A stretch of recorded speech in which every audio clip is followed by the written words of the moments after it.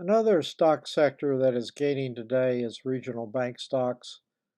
As of 1:20 Central Standard Time today, March 5th, the SPDR S&P Regional Bank ETF, symbol KRE, is up $2.03 or 4.26%, with the S&P 500 down 1.06%.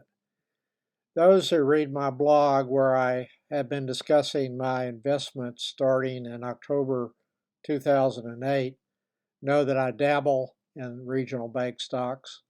I have been knocking down my allocation to that sector based on some important deteriorating fundamentals. The primary negative trends are declining year-over-year EPS and net interest margin numbers. Secondarily, dividend growth has been mostly non-existent, starting with the pandemic, or immaterial, and that's for most banks. EPS growth projections for the regional banks for 2024 compared to 2023 are negative to sluggishly positive. More commercial loans are going sour, with the prospect likely that more will come into the non-performing loan category and have to be charged off to some extent down the road. And stock charts are generally in bear market territory without any sign that a longer term uptrend that is sustainable is about to happen. Though KRE is above its 200-day line. That's a simple moving average line. But it's still below its 50-day SMA line. In my next post, I will be discussing more eliminations of regional bank stocks. So far, the total that will be discussed in the next blog is $5,523.49 in proceeds, with a realized gain of $1,368.46. Expansion of the net interest margin is the primary contributor to earnings growth for these regional bank stocks. The kind of NIM contraction that I'm seeing in the 2023 fourth quarter compared to 2022 fourth quarter is causing meaningful EPS declines. Net interest margin is just the difference between what the bank receives in interest minus the interest that it has to pay. The primary problem is that interest rates that are paid to depositors and for the bank's own borrowings have increased at a larger percentage than what the bank is able to charge on its loans.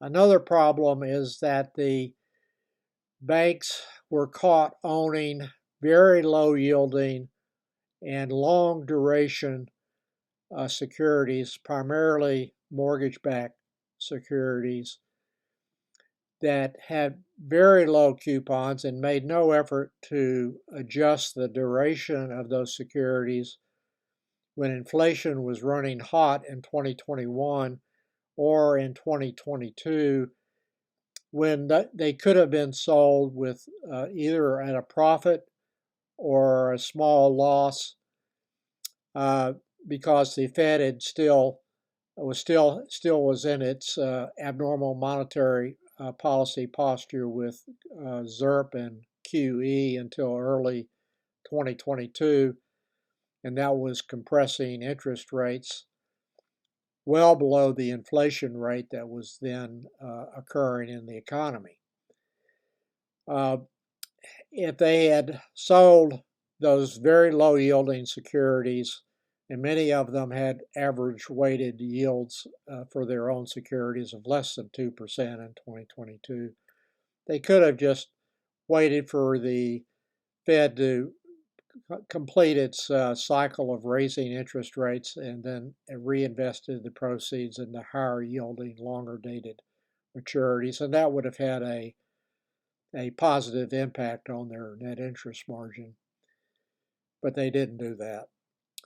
Uh, the It needs to also be kept in mind when looking at bank balance sheets and their investments in owned securities that mortgage-backed securities that they own will generally increase their duration when interest rates are rising, which increases the loss in value during that period that interest rates are rising. So they're bad investments to own in a period like 2022 and 2023 when interest rates were rising, and banks just held on to those low yielding mortgage-backed securities that were going down in value, which was extremely stupid.